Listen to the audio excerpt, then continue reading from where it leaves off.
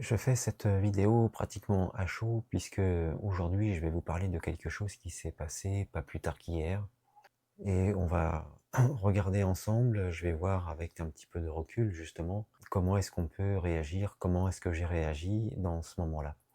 J'utilise ma voiture pour faire certaines tâches et puis bon, quand il arrive quelque chose, c'est jamais le bon moment. Ça c'est clair, on est tous d'accord là-dessus.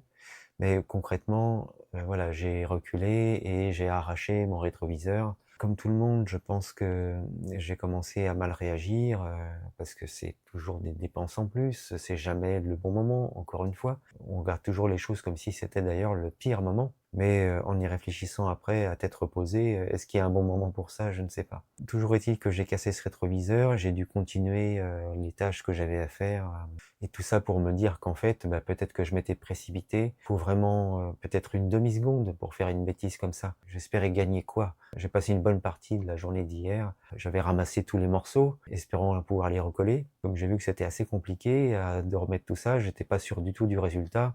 J'ai regardé pour en commander un et effectivement, il y en avait un que je pouvais commander, sans avoir de délai, mais par contre, bon voilà, avec un prix bien inférieur à ce que j'imaginais en fait en donnant à un garage pour me faire remplacer le rétroviseur. Donc déjà ça c'était la première bonne nouvelle, mais je l'avais pas encore, donc j'ai quand même essayé et puis finalement j'ai réussi à le recoller. Et tout au long de la journée, bah, ça m'a occupé à ça, alors que en ce moment j'ai beaucoup d'autres tâches à faire. Il y a même une deadline à tenir avant la fin du mois. Donc tout ça, ça a rajouté du stress, mais bon, j'ai quand même eu le temps d'observer ce qui s'était passé. Alors je vous dis, la première réaction, en ce qui me concerne, elle est toujours négative. On aimerait bien avoir des réactions philosophiques en se disant «Oh, ben c'est pas grave, je vais trouver une solution». Mais quand ça nous arrive, le propre de la réaction, elle va chercher tout ce qui est négatif en nous, et puis on râle un peu.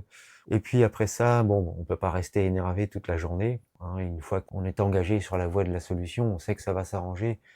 Mais ce qui est intéressant, c'est tout ce processus et qui nous ramène effectivement à la nécessité d'ancrer un peu plus de présence chaque jour et pas attendre justement des moments comme celui-ci, des moments compliqués où on est pris un peu à dépourvu.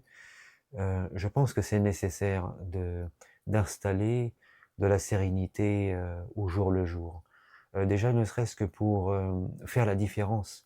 On se laisse souvent happer par le rythme de la vie quotidienne. Il peut y avoir une semaine un peu plus stressante, une période qui peut durer même plus longtemps. On va de plus en plus vite, on accélère sur tout ce qu'on fait et ça devient notre normalité, on s'en rend même plus compte. Et jusqu'à un moment donné où c'est l'incident. Et là, c'est un petit rappel à l'ordre. Là, c'était un petit rappel gentil pour moi, c'est-à-dire qu'il y a eu que du dégât matériel sur quelque chose qui m'appartenait uniquement, hein. Donc c'est un petit rappel à l'ordre qui me dit simplement que à quoi ça sert de courir si pour gagner une demi-seconde, j'ai perdu, je pense, plus d'une demi-journée.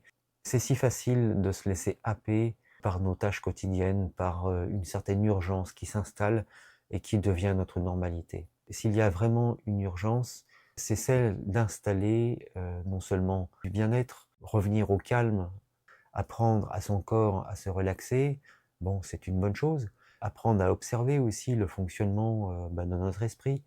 Qu'est-ce qui se passe dans des moments comme celui-ci?